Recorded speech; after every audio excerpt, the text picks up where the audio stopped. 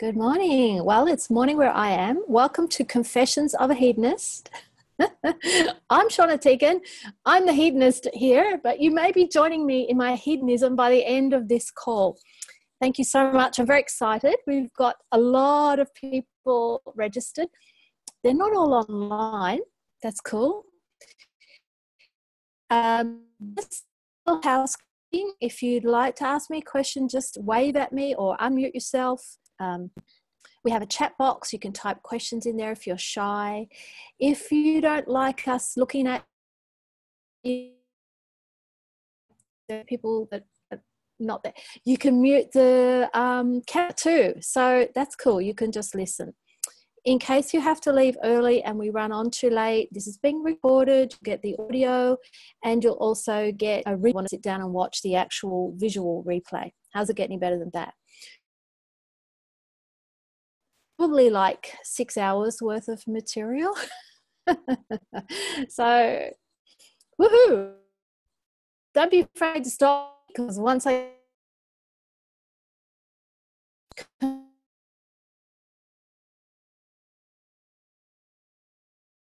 briefly, basically what that is about me. For the last 40 years, since I was 20, I've been self-employed. And you might think that that's because,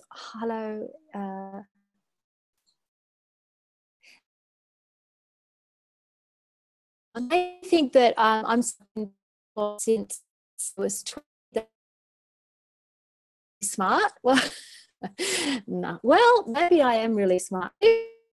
I have never had a 9-to-5 job is that I realized very early on that I couldn't cope with 9-to-5 living.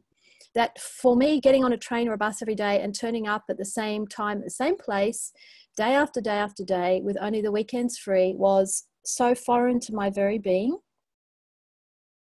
Shauna, your voice is breaking up. Okay, can you not hear me clearly? You're actually better now, so I think you're fine now. It was just in the beginning. Sorry. Cool. Thank you. All right. No. Keep me aware. I've got my phone here so people can text me as well. Thank you. So, yes, I realized that I was some kind of weird, hypersensitive girl that I just couldn't cope with crowds, buses, trains, continuous routine of other people's setting. I love routine that I set. And that I also seem to require more time in nature than most people, I thought. I also seem to require lots of private space to be alone, like my own little sanctuary. And so I really set my life up in a way against what I thought of as the onslaught of modern living. I was always also a highly romantic person, and I read lots of novels and books, and I liked the whole romance of me alone by the sea and me surfing and, me writing in my journal. I journal every day. So what I'm telling you is what seems like, wow, Shauna, what an amazing go-getter you were from an early age. Well, I kind of was, but I was doing that in response to, as a way of coping and surviving, as what I saw as the modern world being difficult. So anywhere that you can recognize yourself in any of that, where you have had to make choices, you have shaped and sculpted your life in a way to cope with what we would call the pressures of modern day living, or perhaps the unkindnesses or abuse that you have seen out in the world. Or many of my choices have been shaped because I was against consumerism and I didn't want to join consumer society, and I was happier being on the fringe, with organic food and yoga and studying to be a massage therapist and what have you. How does it get any better than that? So Confessions of a Hedonist is really how I did that. How I, at the age of 20, knew, driven by these needs to be alone, to have lots of space and time, and how to create the money to be able to do that. Because it's a very decadent lifestyle in many ways. And people have judged me harshly for, so what did you do today, Sean? Years ago, I meditated, I swim, I came back, I stretched for an hour. You did nothing all day. I'm getting a message that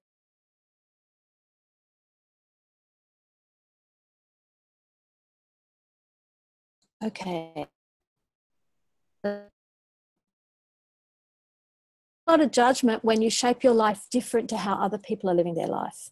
I also have to say, when I left school, I went to university to study, get this, archaeology, classical Greek, Latin, and anthropology.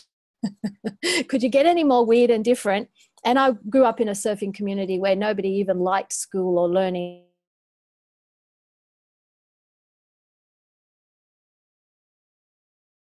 And married. And, you know, that was far more exciting to me. What he was doing, his life, he had lots of time free during the day. I got a job working in a gym, and then I started running my own exercise classes. So my very first money-making venture was hiring a hall, printing up some leaflets, and 75 people turned up the first night.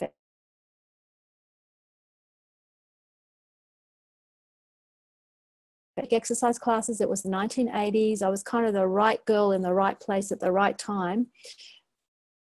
At that time, how do we compare? For about 4 nights a week, 2 hours a night, say 8 hours a week work, I was pulling in about $400 cash a week in 1980. Just to give you some relative, our little apartment in Sydney at that time was $80 a week, and that was considered a bit expensive. So I was pulling, 5 times our rent cash for 8 hours work, doing what I love, which was working out to music. But I've continued to follow doing what I love and what is pleasing to me, and found that whenever I do that, the money follows it truthfully. And the other times when I've tried to force it, overthink it, when I've borrowed $100,000 from the bank and set up a natural healing center, it just didn't work. So Karen is letting me know my picture and voice breaks up periodically. Okay. You know what? I'm going to start making an independent recording of this, just so that we have another way of keeping it.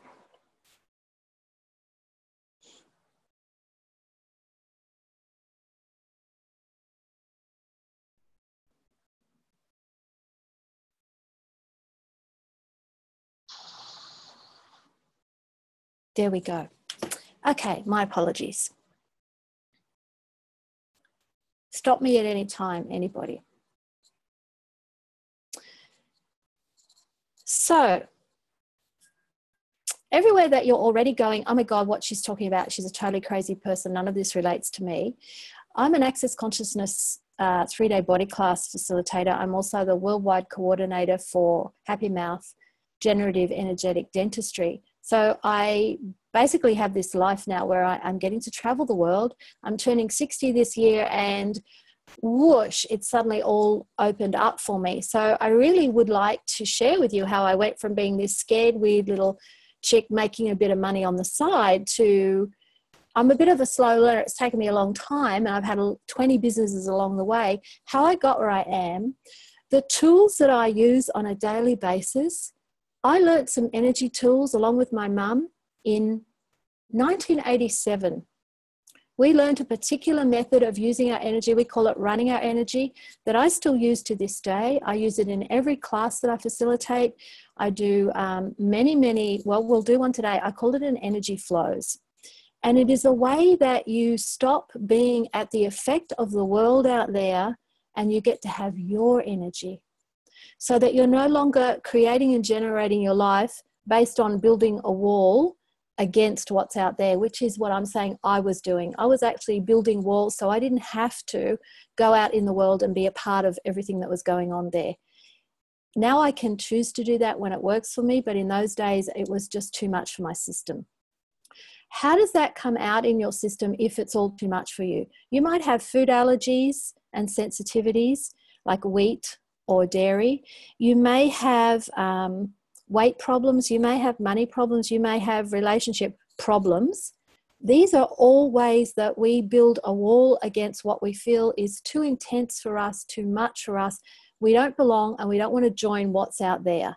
When you build a wall, your body starts to have defensive mechanisms set up. You may have started building your walls the moment you were born. You may have started building your walls before you were even born. where you, the being, are so infinitely aware. Some people call that sensitive or psychic.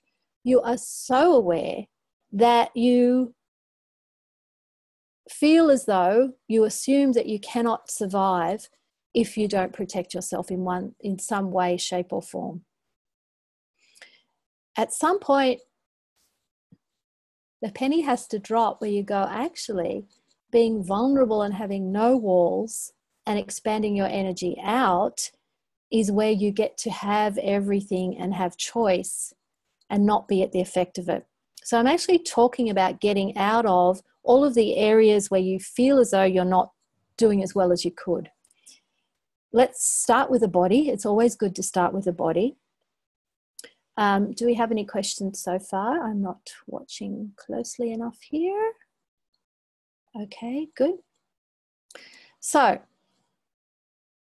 when we speak about hedonism, or hedonism, as some people call it, technically the term hedonism means someone who, you're a hedonist if you have the pursuit of pleasure.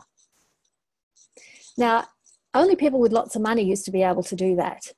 You were called a hedonist if you just had this aimless life where you just went from, you know, boozy lunch to boozy dinner to, you know, spending money here, there, whatever. There's always this hint of drugs or sex or madness or this not caring about anything. So hedonism's had a bad rap.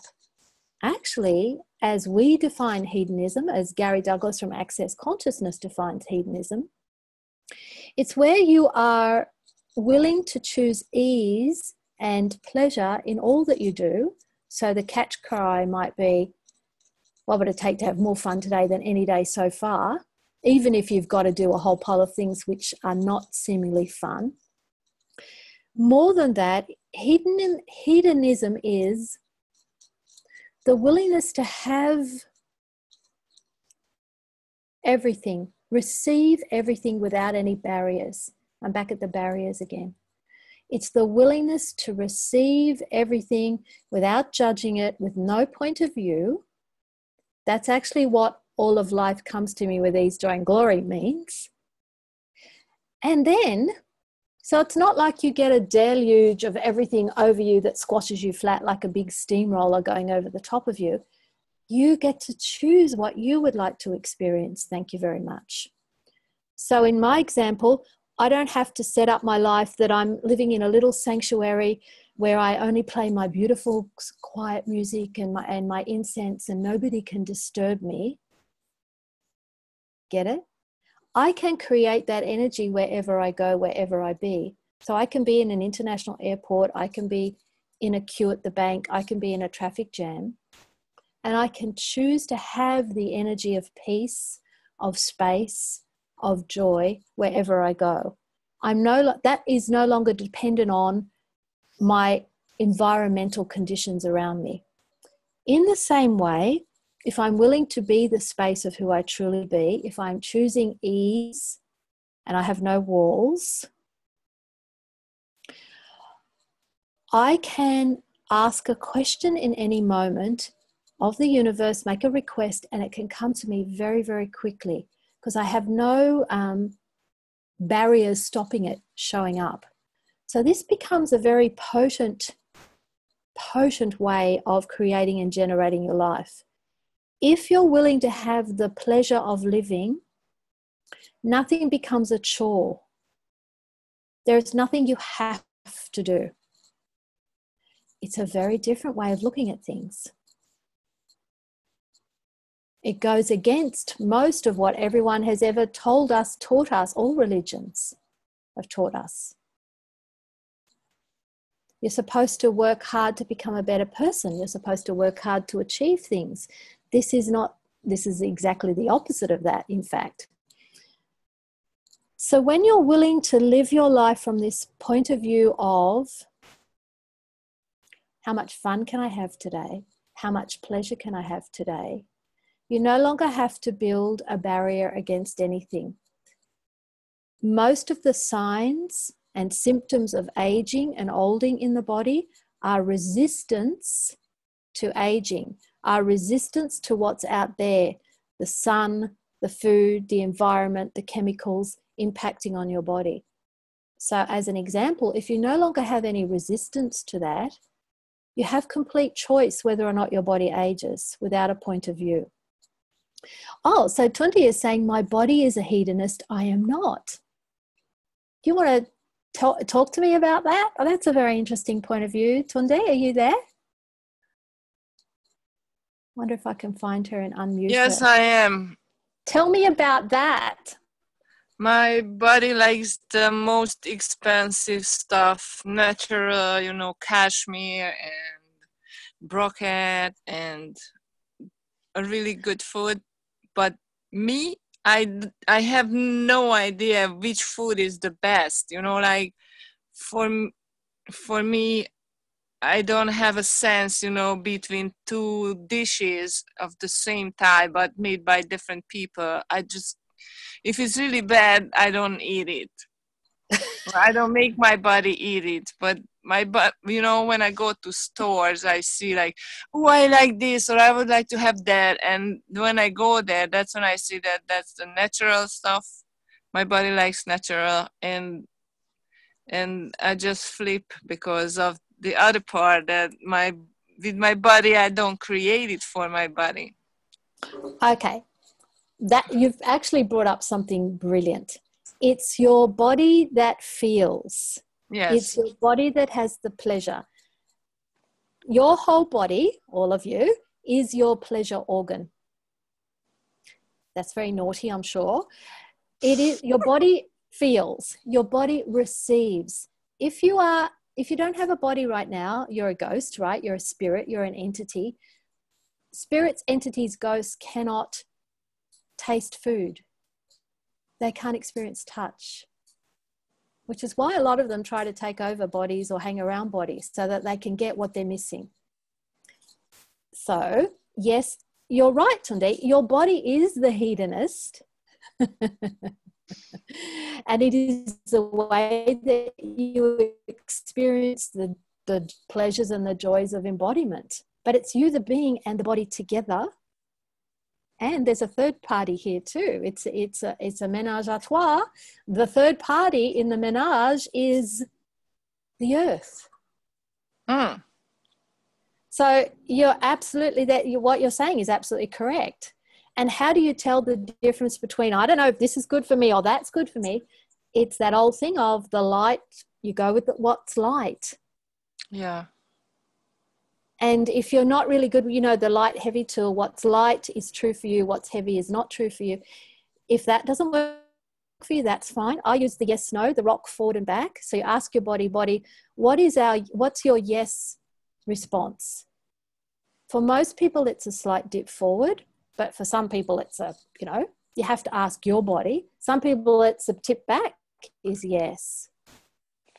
I use that all the time because otherwise I'm a head tripper. I will just get into my head and try and figure it out. Does that assist you at all, Tunde? Me personally, I listen to my gut or any crunch in my body. You know, when I ask a question, there's a tension that's like, okay, pay attention. You can ask more questions. If it's light, I'm going for it. I love that. I love that you said there's a crunch. You said there's a crunch? Yes. I love that. So it depends on which area of my body shows up, that little things that's like a tension. And then... I lost you. Yeah. Okay, cool. I love it. Did I ask? Like more times because I'm a head tripper too. Well, you know, there is something called rewind and replay. Have you heard of that tool? I'm not sure. Okay, so for everyone, if you've missed, you think you can't get something, you think you can't get an awareness, you actually have had the awareness, but you get it so fast that it's gone. Just ask to rewind the tape and replay it. Just go, body, can you give me... You broke up. Okay, so for example, if I've walked into a room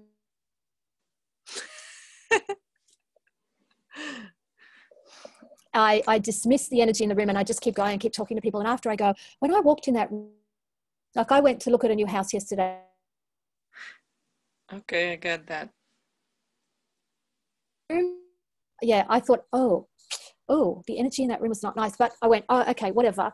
Let's keep going with the house tour. The rest of the house was really nice. Then when I came home, I went, what was that awareness I had? I had an awareness, but there were people talking to me. I was busy. Okay, just go play the awareness of when I walked in. Oh, there were some energies in that room. So I cleared the energies. Now, there's still a choice whether or not I take that house.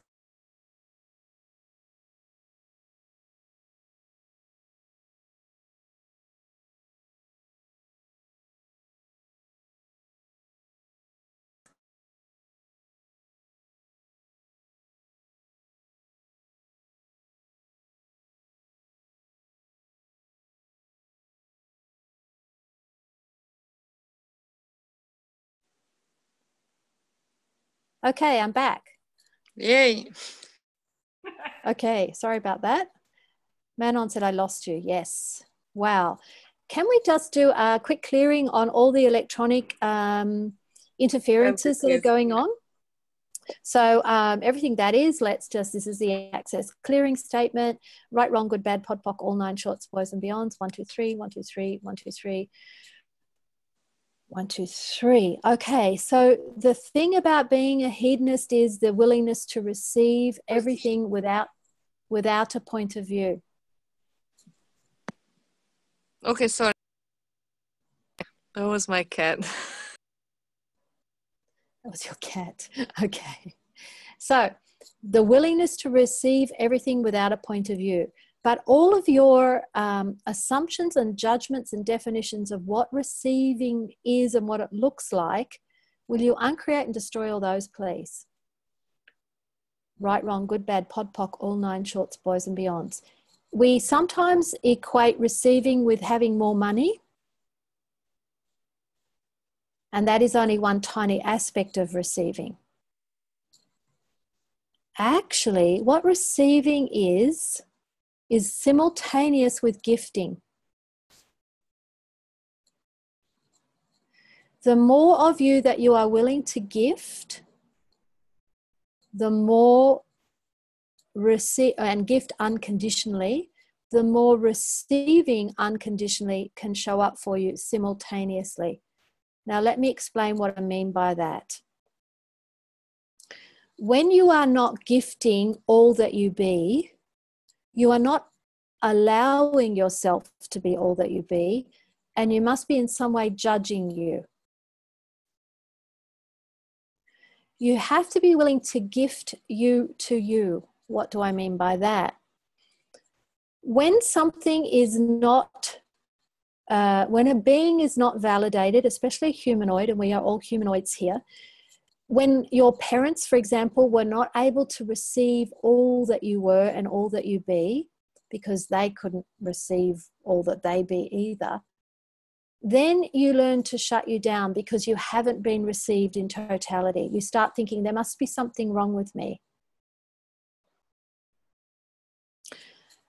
Let's go back to you're in womb, in your mummy's tummy, or when you're a small child.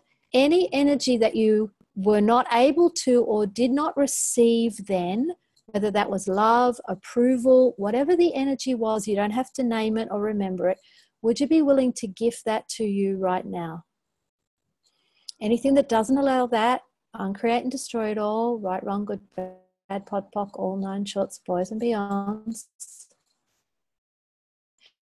Receive energy. That quick energy flows. Open the top of your head, pull energy through your body, out your feet, and expand your energy out, go out 100,000 miles. Don't think about it, just do it. So have energy coming in that broad, that big, not just a tiny little bit in the top of your head. Now pull energy from the earth up through your body and your being.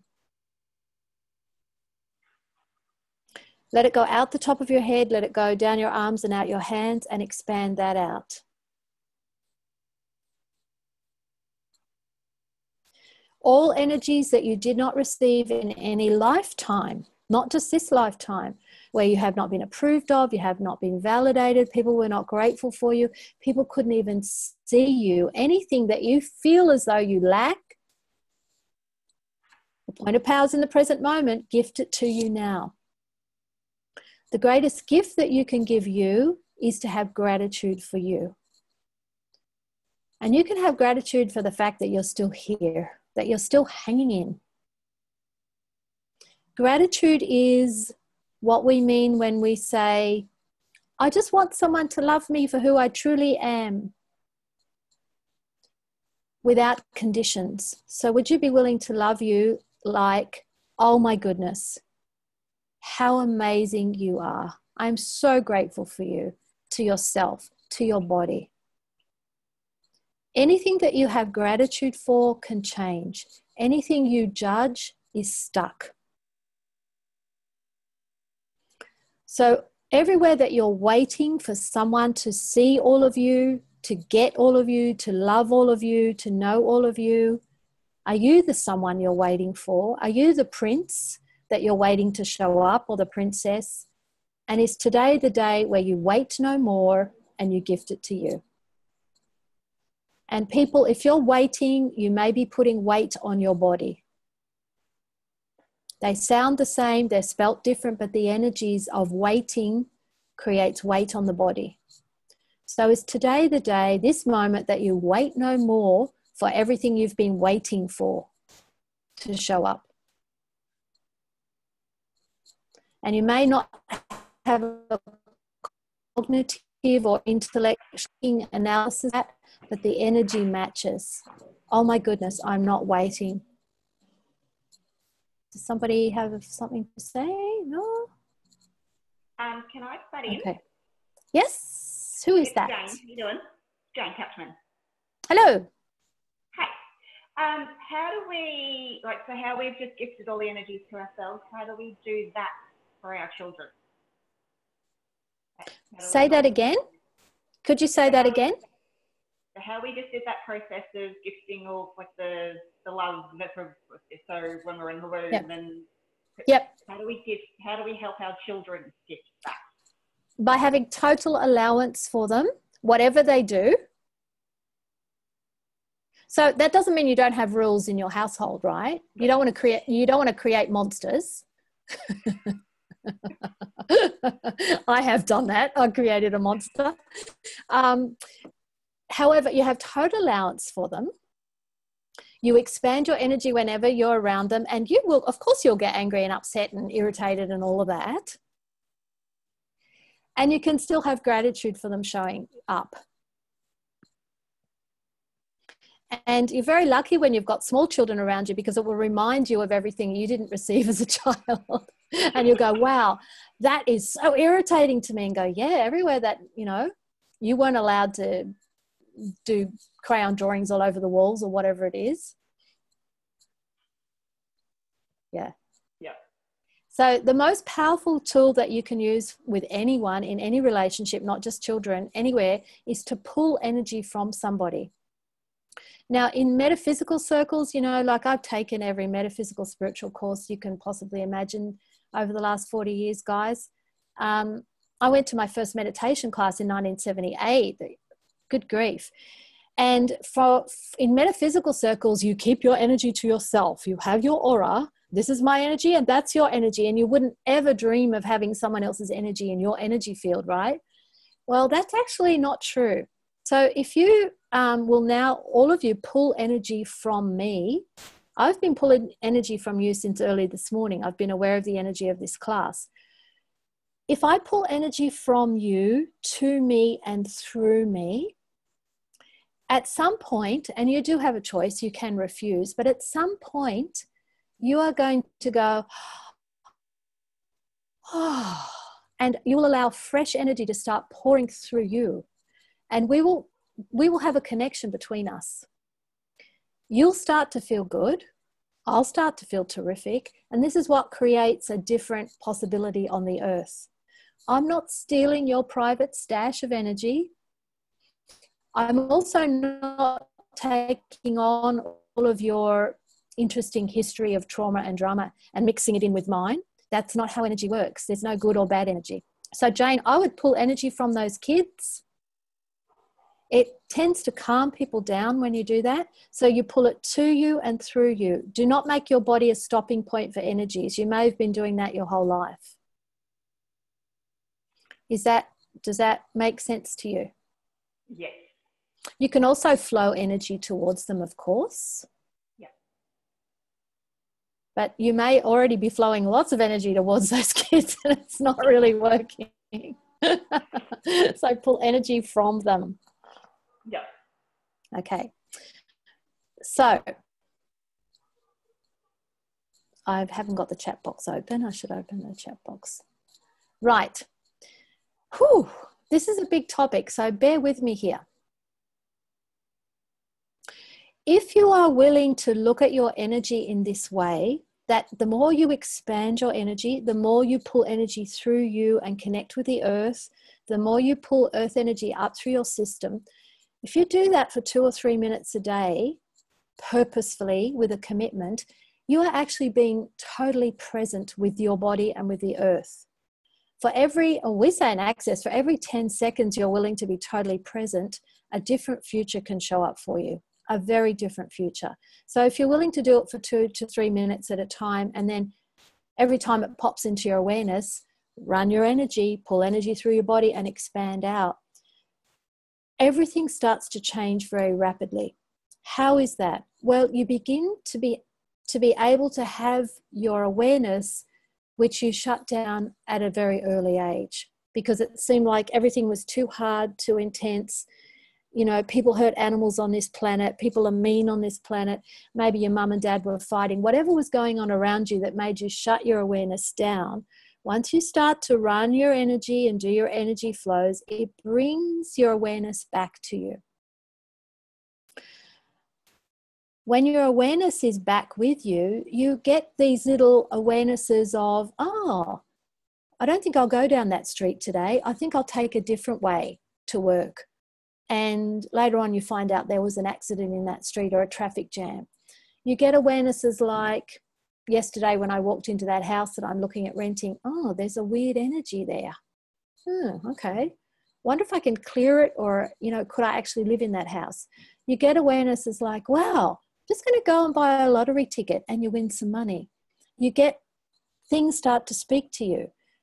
You're walking past a plant and you just know that that plant needs water because it's actually speaking to you.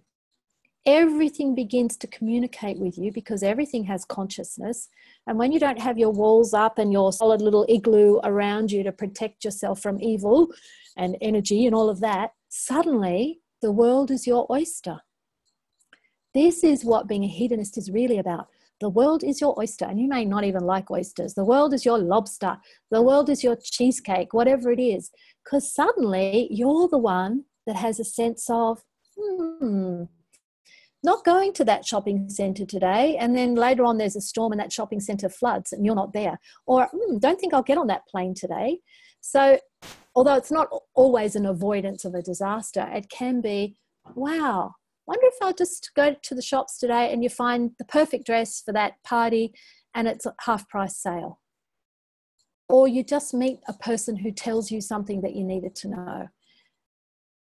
Get the drift here? This is a whole different way where your life actually starts to work for you instead of you being at the effect of everything. That indigestion that's been bugging you for ages, the skin issue, the whatever it is, all of these things you start to have awarenesses of, wow, you know, I only get that skin thing when I'm blah, blah, blah, blah, blah. Eating this or visiting my auntie or whatever it is. Oh, I wonder if I could change that. Yes, I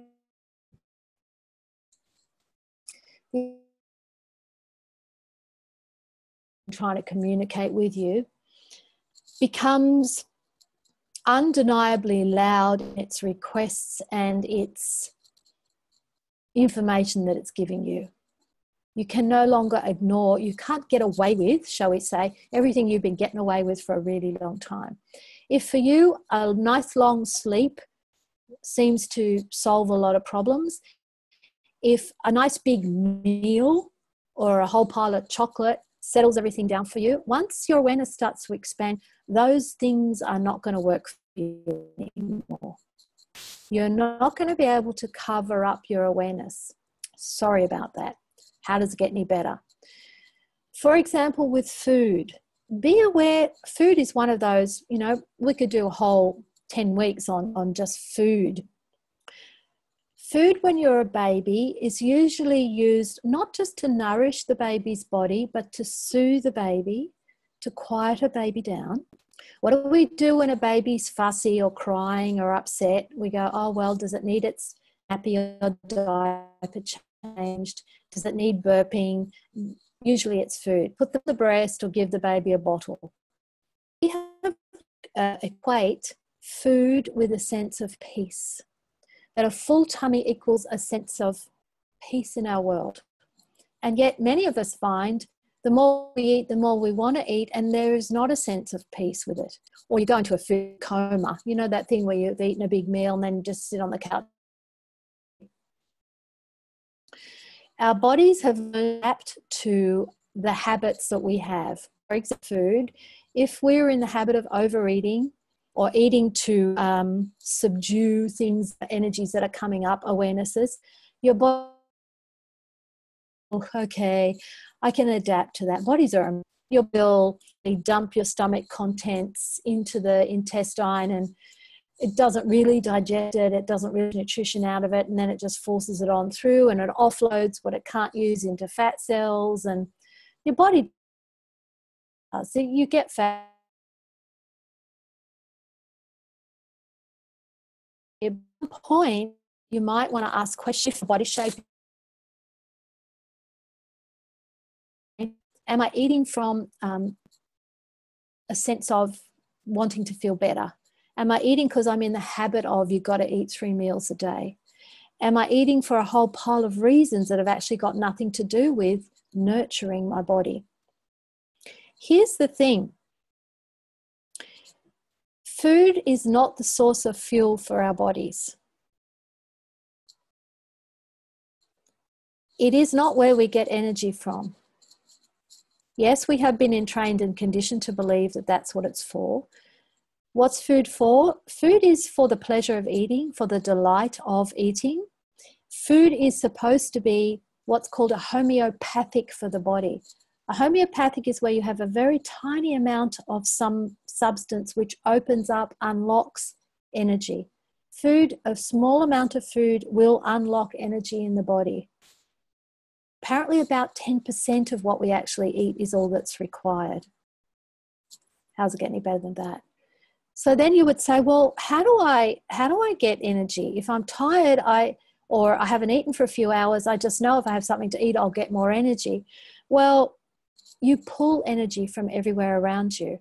You can receive energy from everywhere. Another way to have more energy is to move your body. Our bodies were designed to be in constant movement. And coming back to the tiredness thing, Tunde just said, I just started to eat a big block of Hershey chocolate. If you are very tired, ask your body, is there an energy we require? Tiredness is often an energy requirement rather than a food or sleep requirement.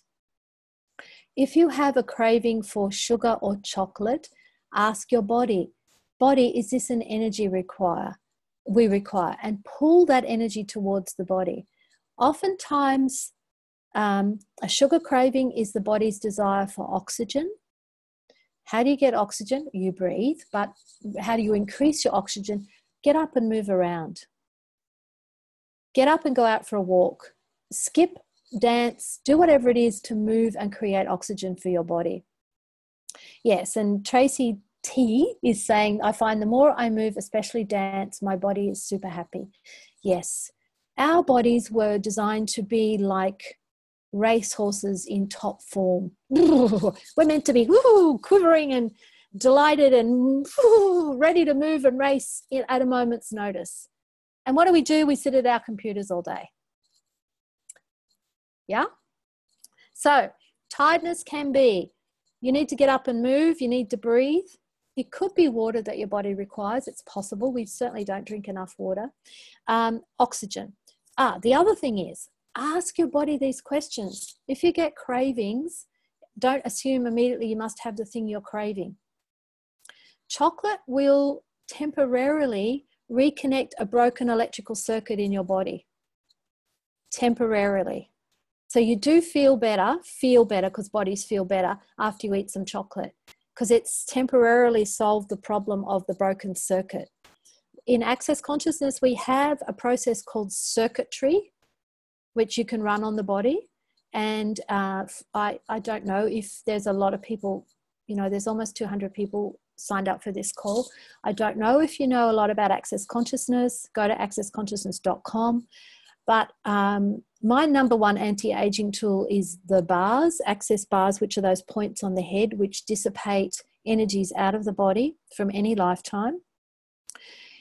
You can ask for someone to run your bars with the circuitry body process at the same time for those broken circuits. How do you get a broken circuit? Well, if you cut yourself, if you've had a surgery, if you've had a fall, the electrical circuits within the body can be disrupted. That's really what acupuncture and traditional Chinese medicine is about. Okay.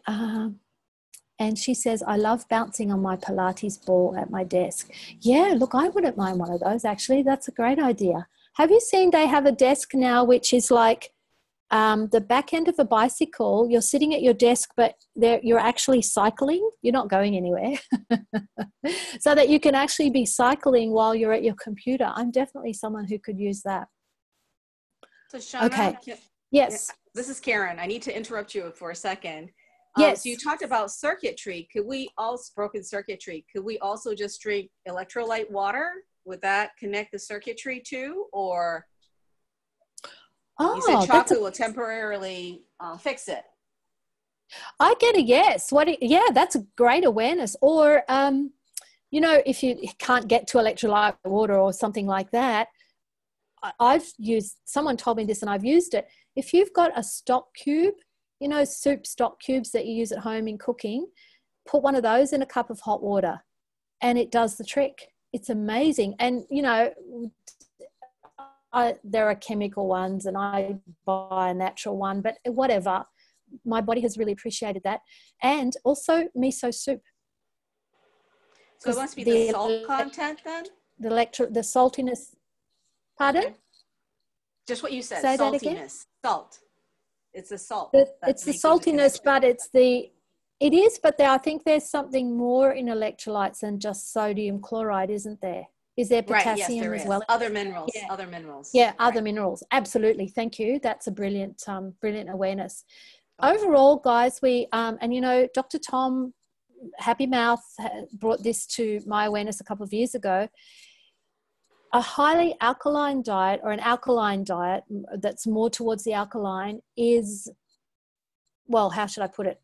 Someone who's having a fairly acid diet is setting themselves up for health issues.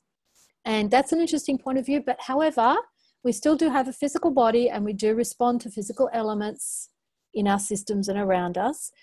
A highly alkaline diet seems to take care of lots of these things. And it's also to do with how aligned and straight your teeth are.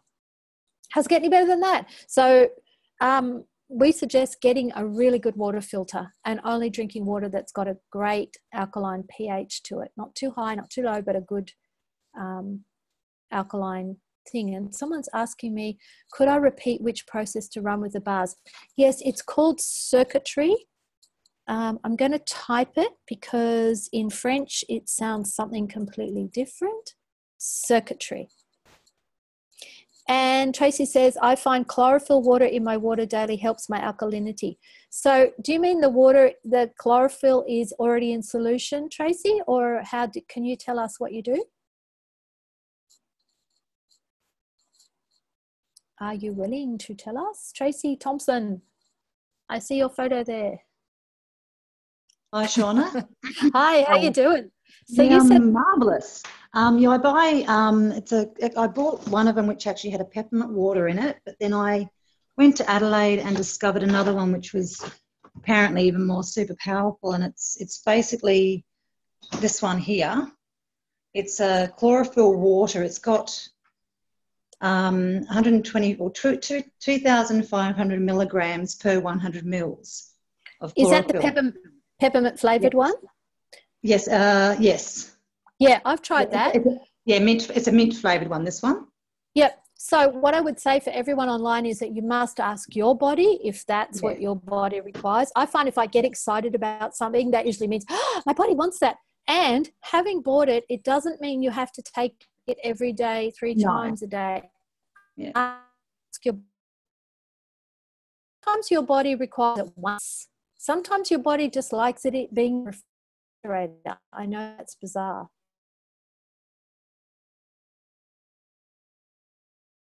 So what is the overall one thing which will override everything that we've just talked about as far as you creating the life you would like to lead? Joy. Joy in your body, this joyous feeling in your body overrides all your family programming, any religious programming you've had, any trauma, any drama, any abuse, any thinking, any victim stuff you've got happening. Having joy in your body on a daily basis is the key. So that to get to that probably requires a lot of question on your part. The biggest question will be, what is it that would be fun for me? What would I like to do with my life?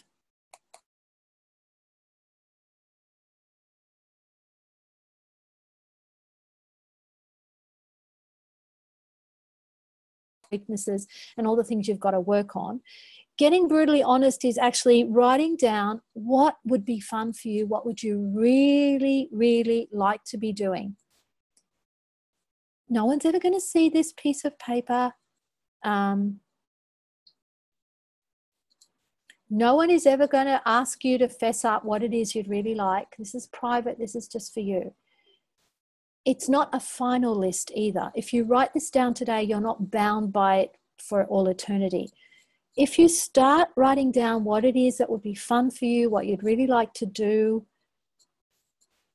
the universe will conspire to start throwing towards you possibilities towards that. In the same way, if you ask your body, what would you like to look like? Show me, and then show me how to get there. Your body will. Because your body knows exactly how it would like to be.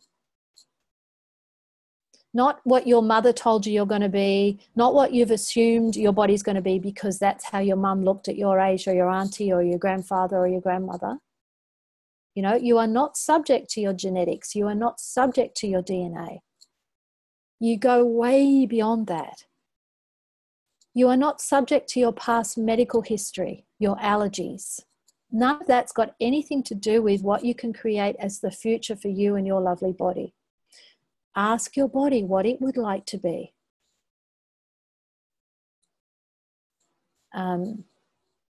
If you're searching for ideas on what you would like to create out in the world, here's an old trick. This is from Access Consciousness. If today you went to your bank and there was $100 million in your bank account, it was truly yours, it was not a bank mistake, you don't have to give it back. And also you got a letter telling you that on the 1st of January each year, another 100 million would arrive in your account. No strings attached, it's yours. Given that you would probably spend 3 weeks buying stuff for yourself and for other people, you might buy your mum a house, your child a house, you know, you might pay off all your debts, buy a car, buy new undies, buy, you know, all that stuff. Usually it takes people about 3 weeks before they run out of steam with buying stuff. The question is not what would you spend your money on? The question is what would you create if money wasn't the issue? So what I'm saying is when you write that list, of what would I like to create, what would I like to do, what would I like to be, what would be fun for me, take money completely out of the equation. Because that is the opposite of how things work in this universe. If you make a list of all the things you'd like to be and do and have, and then go, that's probably going to cost about $200,000 a year, then how do I find a way to make $200,000 a year? That is not how the universe works. So take the money out of the equation. Ask. So, I don't know, you might want to have an aardvark sanctuary. You might want to have a sanctuary for old horses. You might want to have a home for orphans. Whatever your dream is, a natural healing center, I don't know, whatever your dream is, organic farming. You might want to have a diamond store or a pearl shop, whatever it is. You start asking the universe, so what energy, space, and consciousness can I be to create and generate this universe? Deliver it to my doorstep tomorrow morning when I open the door. There it is. You're actually saying, the path, show me what I need to do and show me what I need to change in me in order to have that. And the universe will immediately start to show you.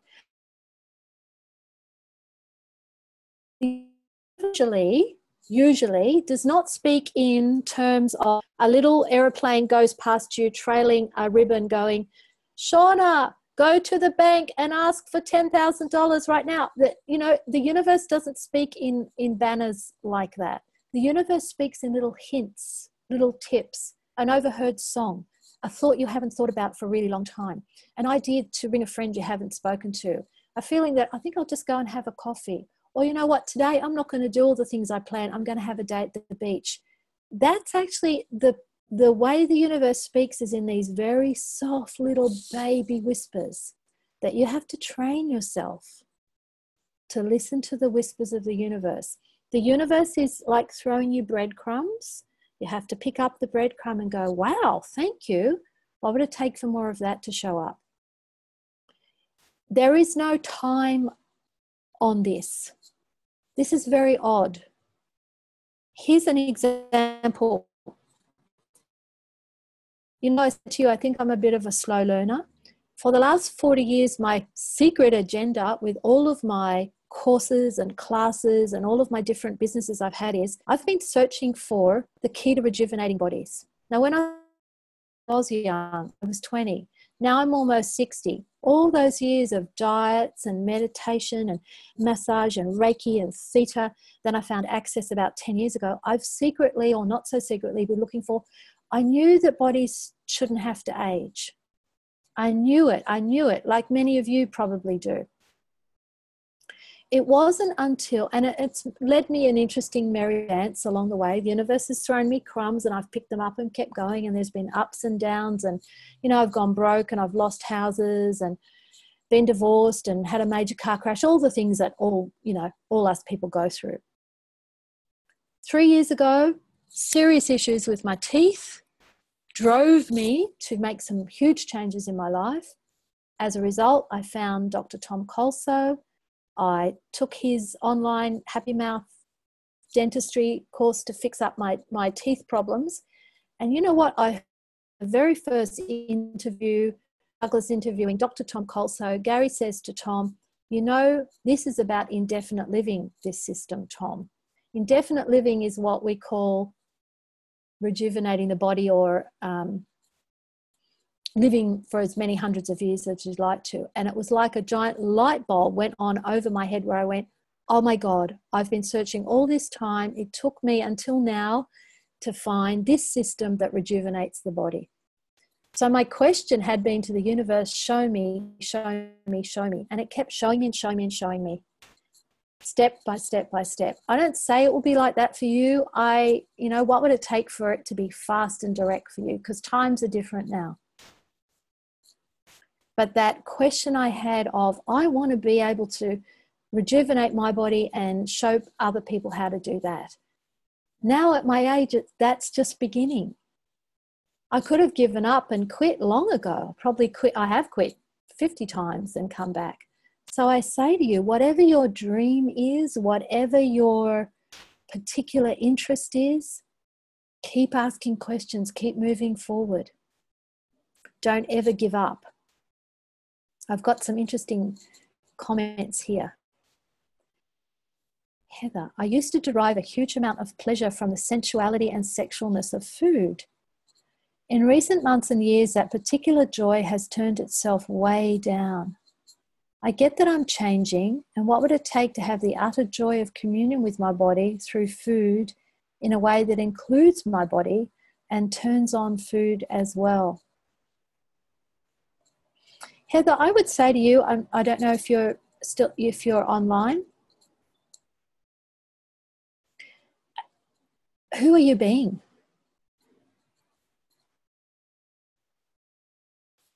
Are you there?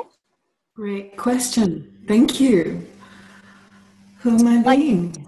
Like, does any of that, you said that you had this immense amount of pleasure from the sensuality and sexualness of food, and then it seemed to have like turned down. Like, so whose body are you biomimetically mimicking? Who are you being? Makes me cry. Thank you. Yeah, it's a kind of an idea. Yeah, and does it match?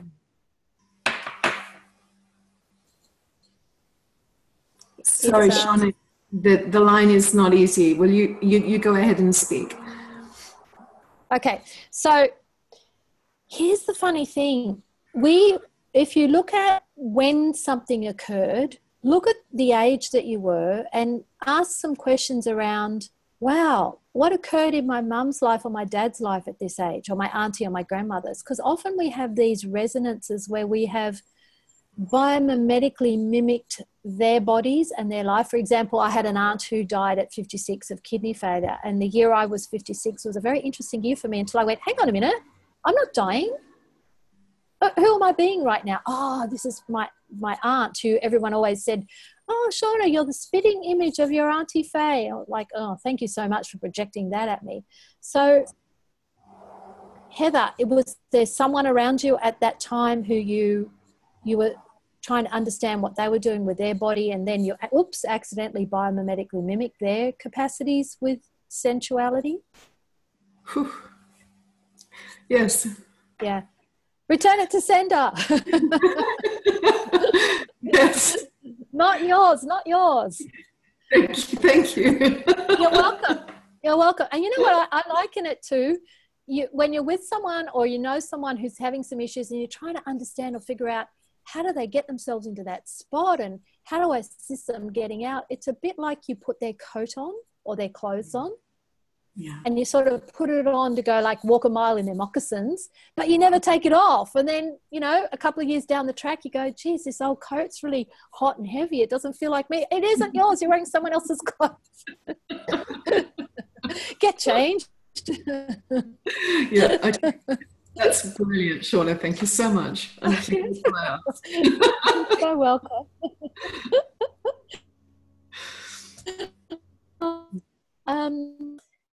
I came across info last year that a few drops drinking water, I use a pinch of soda as well. And this was discovered by a scientist who was searching for something for her elderly mother who was not hydrating well.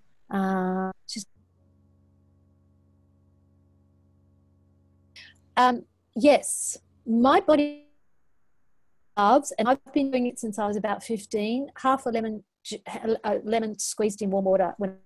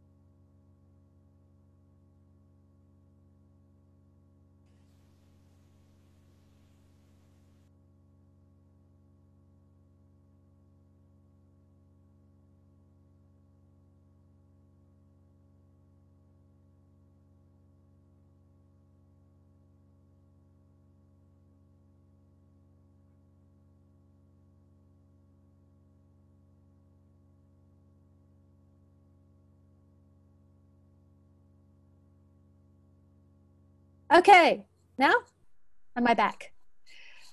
Okay, so I was saying half lemon squeezed in warm water every morning. I've been doing that since I was 15 and it works for me, but ask your body. Now, some mornings I don't do it because I go, oh, I don't really feel like it today, but mostly I do. And apparently a little bit of lemonade tipped into a glass of water will increase your body's ability to uptake it. How's it get any better than that? There was a man in Sydney, Australia in the 1980s who was channeling some amazing information about bodies, and his program was called the IFA, for inappropriate fat accumulation. And some of the things, he was very like Gary Douglas, Glyn Brady was his name. Some of the things that he came up with then were amazing. For example, I mean, it seems so simple now, 30 minutes after you eat a meal, like your meal at night, go for a walk. 30 minutes after a meal is where your stomach is emptying body to digest. I found that to be amazing. It's a simple, simple thing. You see, a lot of us are in access consciousness or using the tools of access, please don't throw away everything else you've ever learned from all your other classes, because that's throwing the baby out with the bathwater. As you may have heard me say in my little promo for this, I've worked as a psychic. I've worked as a tarot card reader. Do I still have my lovely cards around? Yes, I do. I don't read for other people. And old people who've known me from many years ago will say, oh, will you do a psychic reading for me? You don't do them anymore. Well, of course I'm doing psychic readings all the time, as are you. Every time you have a conversation with someone, you're doing a psychic reading, which is an energy reading. So I lost the chat that someone was asking me, will I be coming back to Tahiti for a 3-day body class? Yes. And what would it take for you all to join me? I would love the idea of, let's go to Tahiti, everyone, or let's go to an island and do a body class. That's where I bought my lovely pearls, in Tahiti. So yes. Okay. We're on the hour, but I've got so much more information. If it's okay with you, I'd like to keep going. Am I doing one in Rockhampton soon? Yes, in July, Michelle. July, August. Good. Okay. Confessions of a Hedonist really ties into my whole idea with the urbane mystics, as many of you are aware. I'm aware that I am one, and it's not a wrongness, that I like the finer things of life. I like lovely food. I like lovely clothes. I have crystal, and you can buy your crystal really cheaply at the markets because no one seems to value it anymore. If I'm having a gin and tonic, I'll have it out of a crystal glass. If I'm having a glass of water, I'll have it out of crystal. I've got my grandmother's old silver that, she only kept for good, but I use every day. And now I'm even putting it in the dishwasher, which is naughty. But being an urbane mystic, sorry? I've got someone asking me a question there. Don't know what that is. Okay. Being an urbane mystic does not mean that you're trashing the earth. The earth has been abused and consumed for a very, very long time. Many of us will not join what we see as the consumer society. We will not go into business. We will not allow ourselves to have lots and lots of money, because somehow that would be joining the enemy. And we have sworn through many, many lifetimes to protect the earth, to heal the earth, and to save the earth. All of your lifetimes as an Indigenous person, as a shaman, as a medicine man or a medicine woman, you don't want to throw that away, but also it's time for a shift. The way that we used to deal with energies in all of those lifetimes was to pass energies through our bodies in order to allow them to be released. Whether you want to call that evil spirits or bad juju or whatever. So that used to be the hemajiggy, hemajiggy, whoosh, hemajiggy. I'm not making fun of Indigenous people. I'm saying all the lifetimes that we have done some kind of ritualistic caring for the earth.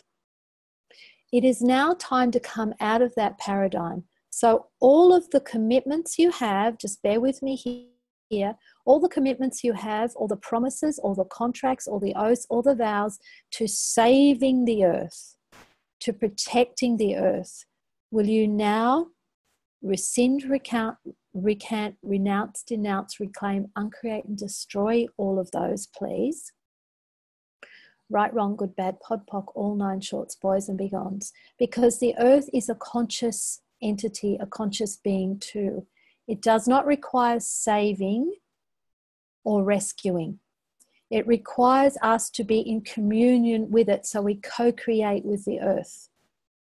You no longer have to save and protect the earth and use your body as the tool to do that. You no longer have to save or protect animals or people and use your body to do that. There is a whole different paradigm, which I'm so grateful for Gary Douglas and Dane here for pointing out to us now. The new paradigm is that you become the tuning fork for a possibility for a different future. A tuning fork is that thing, it looks like a fork, like a trident. If the man's coming to tune the piano, he strikes the tuning fork and then he puts it upright and it goes bing, and it makes the pure sound that he can tune the piano to. You being a tuning fork is where you find your joy, your happiness, so that you are vibrating with your personal song, your personal chord, your personal note, your personal chime. When you are connected with the earth, as that tuning fork should be, you are not like a lightning rod to attract electricity and burn you out. You are being this thing that contributes to the earth wherever you be. So you being at home right now, being that tuning fork, being happy, doing your thing, you might be singing, you might be listening to music, you're on a telecall, whatever it is you're doing, running bars, there is this vibration coming out from you that goes out and encompasses the whole earth. Okay, anything that would not allow you to acknowledge that's how powerful you are. This is all about being a hedonist, guys. This is all about being willing to receive and gift simultaneously, because that would be you gifting your song to the symphony.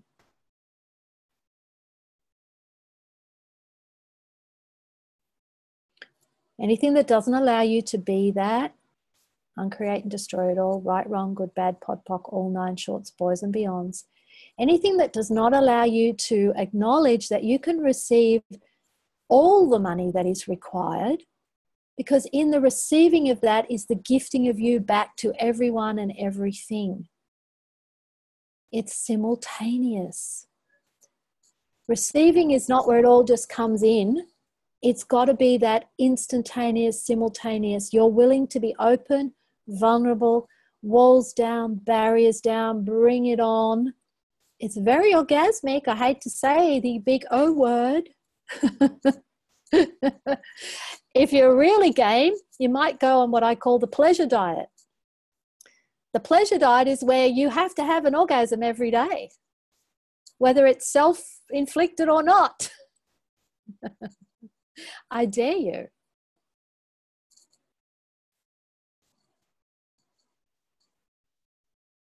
Okay. I invite you. The world is hungry for beauty, but if you can't see the beauty of you and you won't acknowledge it, you're being one mean, nasty person not sharing you with the world. So will you come out, yes, will you come out of being so mean and into a space where you will just gift you unconditionally? Now, how you gift you unconditionally is there's some key phrases here that you're going to have to look at. Anytime we say, I'm too tired, I don't have enough time, there are ways that you will not gift anymore, because you've said, I'm shutting up shop, I'm all out, I'm empty, goodbye world. I have to go to bed and sleep now, or I'm just too busy. That's totally different from going, okay, I'm not choosing that right now, or that doesn't work for me right now. And though you may think it's just a difference in words, it's actually a difference in energy. When you say, I am too tired, you're saying you're limited, you're finite. Your source of energy is dried up. Until you can replenish your energy, there's no more to give. That's actually a lie. You're an infinite being. You have infinite energy available to you. Your body may require rest. That is true. In which case you say, I really need to have a rest right now, and I'll come back to that later. But you never say, I'm too tired. You also never say, I don't have enough time, because then you're buying into the time continuum paradigm trap. You just go, what else is possible? I'm not choosing that right now. It's not light for me. You use some different terminology which does not shut down your energy, because by our words and our thoughts, that's how we shut our energy down all the time. So Shauna, this is Yeah. Karen. Hi, Karen. So to follow that up, that's great. So what are some other alternatives? Questions to us. Oh, to people or to ourselves? To ourselves.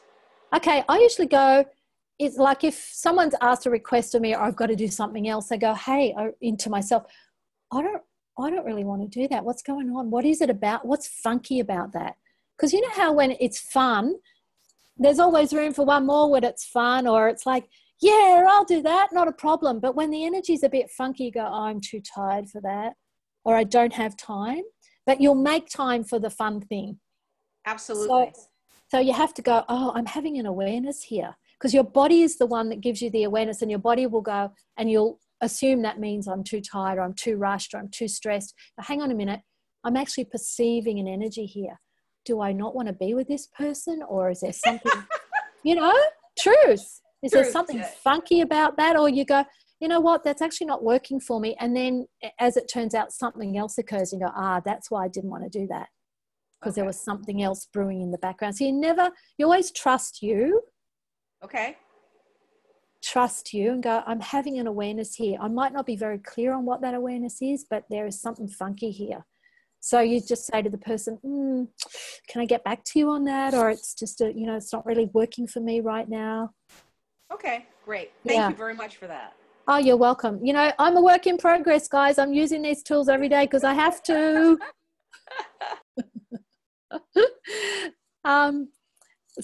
Stacey has said, can I ask about teeth grinding, clenching, and pain in my jaw and face I experience almost every night? Is there a question I can ask to help shift this? Yes. Stacey, are you online right now? Yes, she is. Okay, I can see her picture there. Okay. So, Stacey, are you familiar with the tools of access consciousness? Just nod your head if yes. Okay, good. Clenching and grinding. So I'm putting my happy mouth hat on now. My other name is, she's the happy mouth girl. Okay, so it's distractor implants. The clenching and grinding are all the shame, blame, regret, guilt, anger, all that stuff that's been projected at us that we're aware of in people around us. So I'm not saying that you're an angry person. I'm not saying you're a blaming or guilting person. It's the awareness of that in your energy field.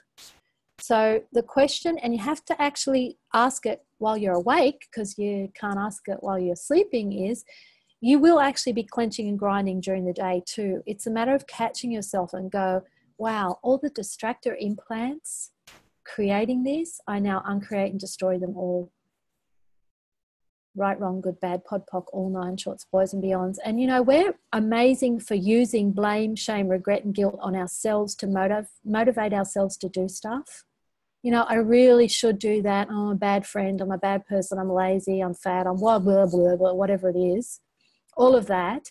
But that's using blame, shame, regret and guilt on ourselves as a motivator. Now, I can't imagine where we learnt that, right? Because mums and dads are brilliant at blame, shaming, regretting and guilting us. And so you learn at the feet of the masters, right?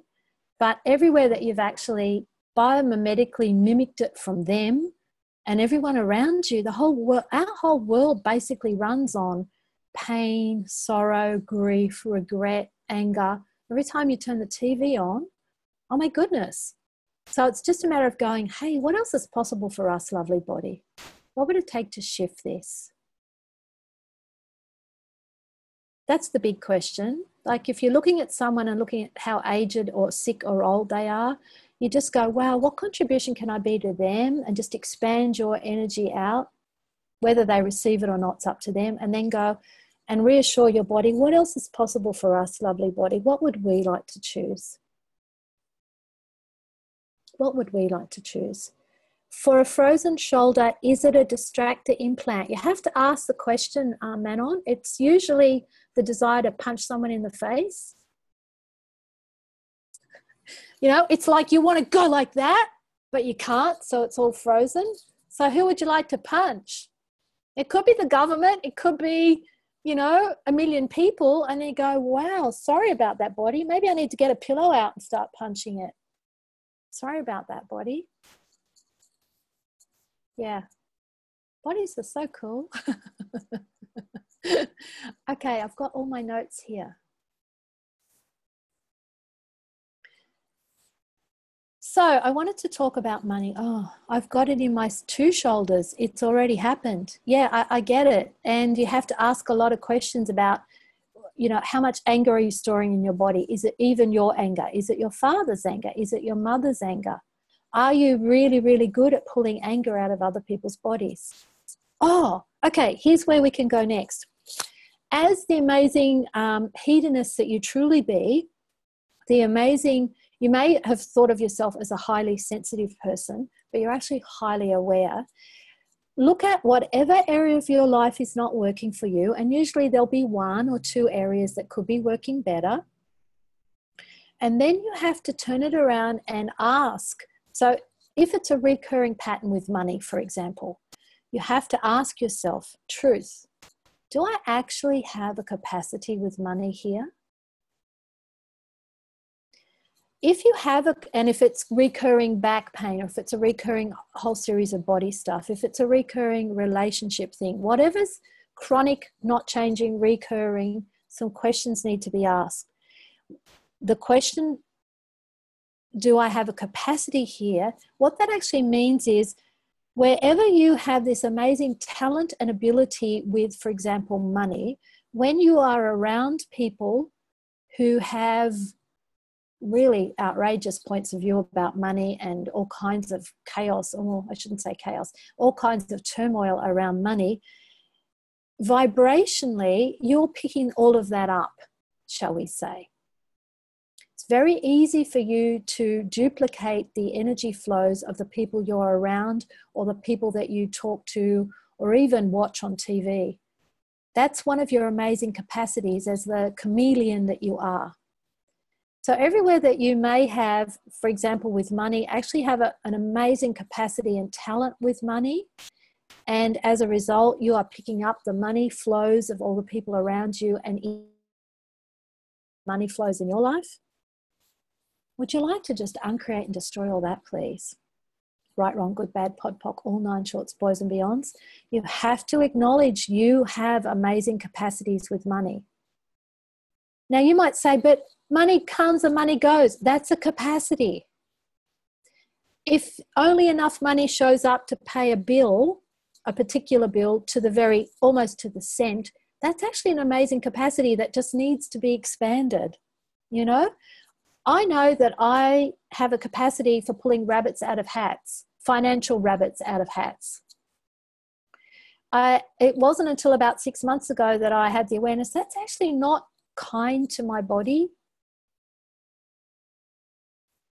It's not kind to the people around me when I go, oh, it's okay, the money will show up, and it does always show up. So now I'm working with, so what would it take to have the money in a nice flow where I don't have to go through feast and famine? That's a lot kinder for my body, because money is about the body. You, the being, don't need money. The body needs clothes. The body needs somewhere to live. The body needs a car. The body needs food and lovely things. So what capacity do you actually have here that you are not acknowledging? Once you acknowledge that you have, maybe it's a capacity for healing bodies, or with Manon, with pulling anger out of people's bodies or pulling pain out of people's bodies, you can stop being at the effect of it. This is where I was coming from with, if you've been an Indigenous person or a shaman or an earth healer, where you're pulling pain out of the earth and destroying your body with it, rather than being the contribution that would allow that to shift. Okay, so are there more questions? All right.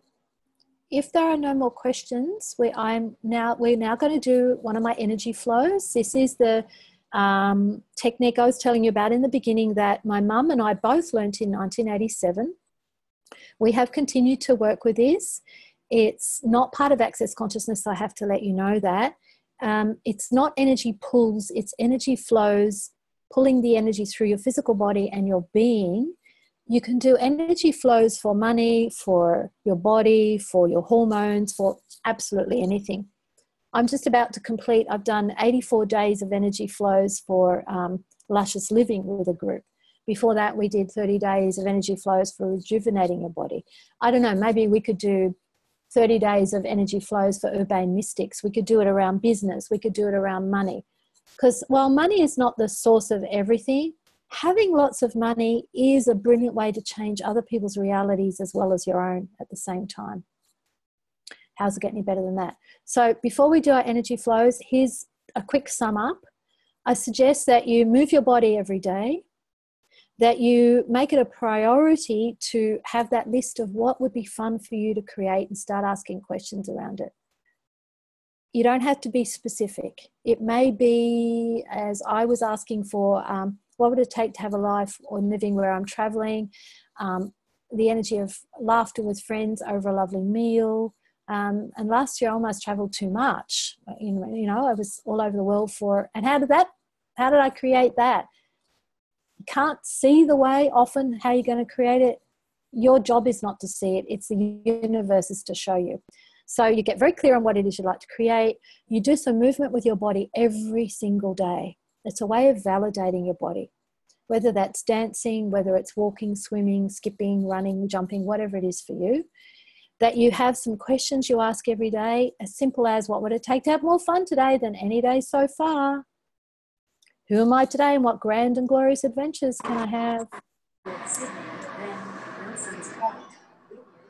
Okay, somebody's phone. That's interesting.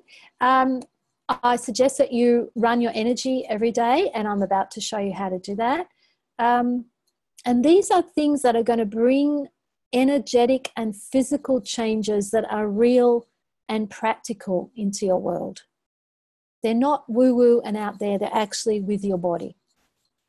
So what I'm going to do is have my lovely assistant Alison chop off this part so you'll have it separate. The energy flows will be a separate thing that you can return to.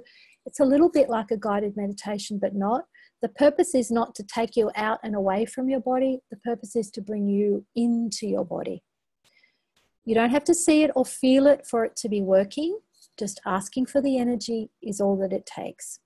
So let me ask you all to get comfy wherever you are. You can close your eyes if you want to. You can lay down, you can sit up, whatever it is for you. Yes, if you have to go, thanks Tundi, go now because we're an hour and a half in, not a problem. So, wherever you are, take a deep breath. And in the same way, if you're about to run somebody's bars for them, you would do an energy flow for their body where you pull, you're holding their head, you pull energy through their body. Pull energy through your body. Take a deep breath and pull energy through the top of your head. And just ask for it and pull it like a tsunami of energy. You can have as much as you like.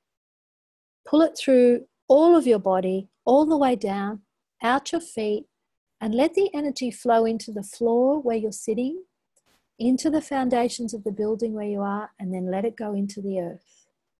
Now, if I tickled the soles of your feet, you may get the sense of opening up. There are energy centers in the soles of your feet. It's a bit like pulling the bath plug out when the bath is full of water. Pull the plugs out and let all the water run out. Let the energy run through your body. It's running through your whole being as well. But let it run through your physical body. Let it take with it anything you don't need. As it cascades and pours through your head, your face, your neck, your shoulders, your back, your arms, out your hands, down through your tummy, out through your feet, let it just dissolve and take everything with it you've been holding on to.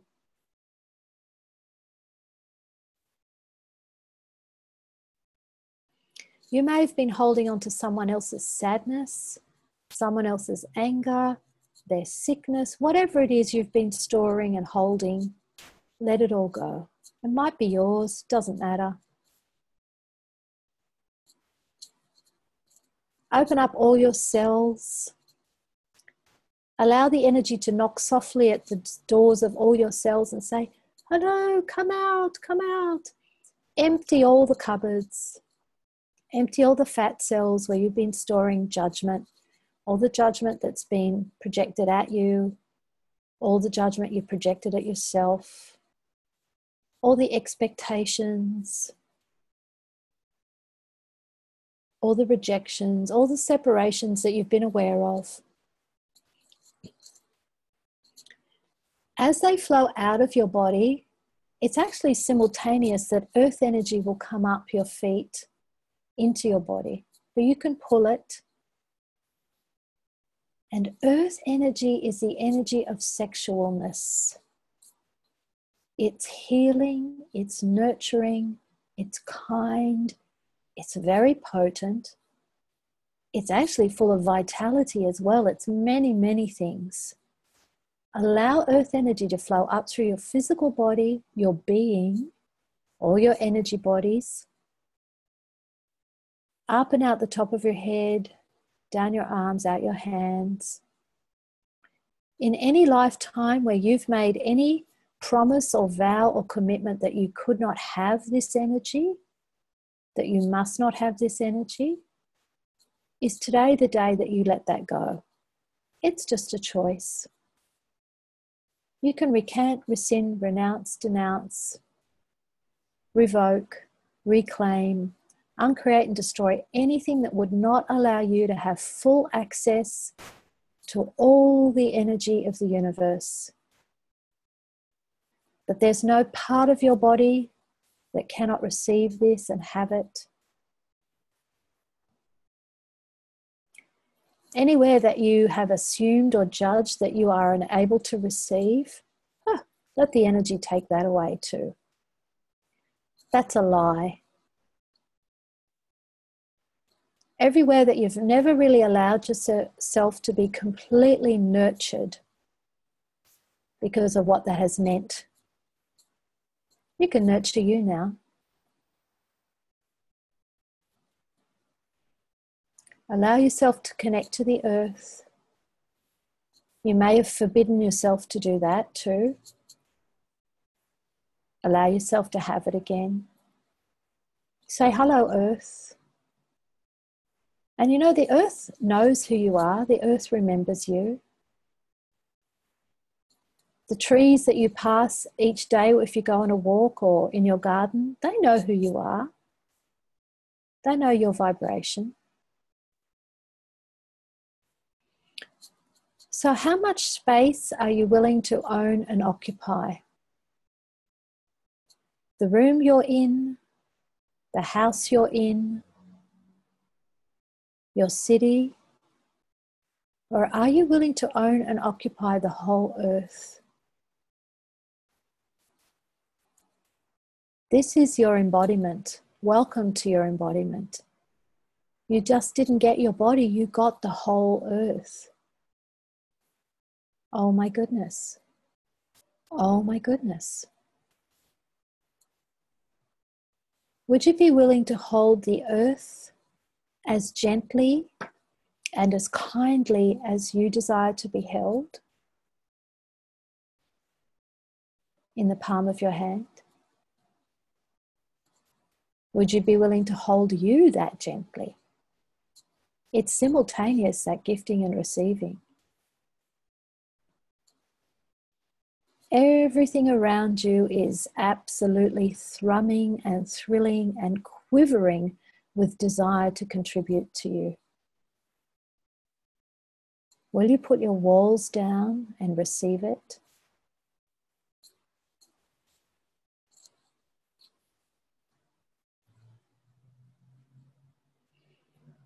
Would you allow yourself to have joy, even if you don't know what joy is? Just have the vibration of joy. You don't have to see it. It doesn't have to have a color or anything. Just have joy.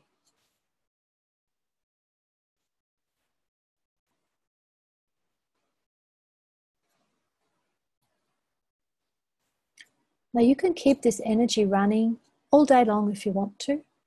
Each time you take a breath, you can remind yourself to open up and pull energy through the top of your head, down through your body into the earth,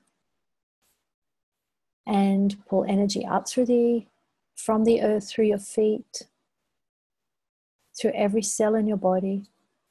Then expand out, go out 100,000 miles. And the interesting thing is, the more you expand, you don't become less. You become more you the more you expand.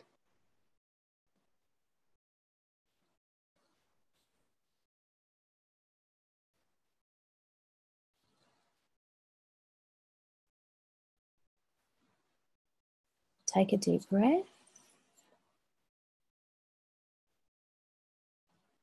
Breathe out with a big sigh. What fun thing could you do today just for you? Just for fun. Don't tell anyone. Thanks everyone. I'll send out this recording to you.